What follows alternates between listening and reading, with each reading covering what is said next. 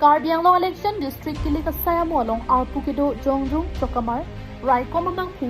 Gari Kivek Abangpu Handyman Cleaner Hai Hui Abangpu Bangpiatum Joy Kipen Vote Kipajok Long Jiapan Karbi Anglong District Election Administration Pen Postal Ballot Facilitation Center Pangipon Tang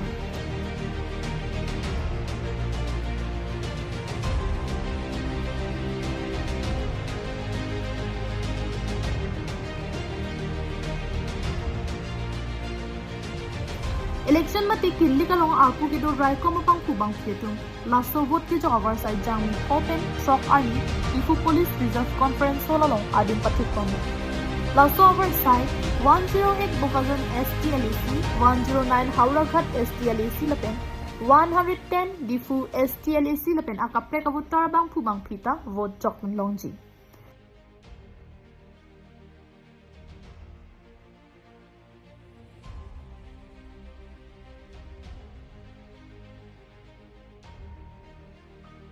Chokamar, Gari Keveka Bangpu, Handyman, Cleaner, Lapen, Kapre Bangpu Bang Piatum, Jangmi Pri Arni, Difu STLAC Parman, Difu District Commissioner Saihem, Room Lakha Kep along Portal Ballot along Vote Jok Damnangpo. Jangmi Popen Trok Arni, Difu District Commissioner Saihem, Room Lakha Kep along Thak Difu ST ke Parlo Chokamar Lapen, Kapre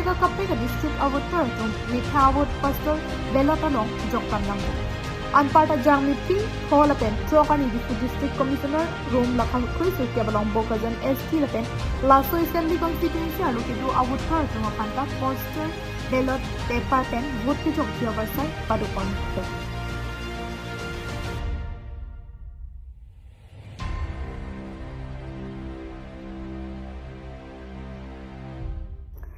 Kili Kasaya Molong Arpu Kitang Achokomar Apan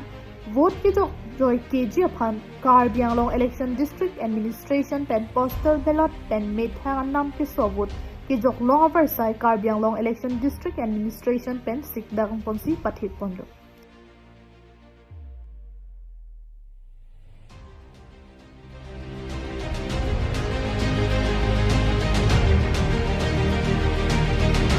News Report KTV News.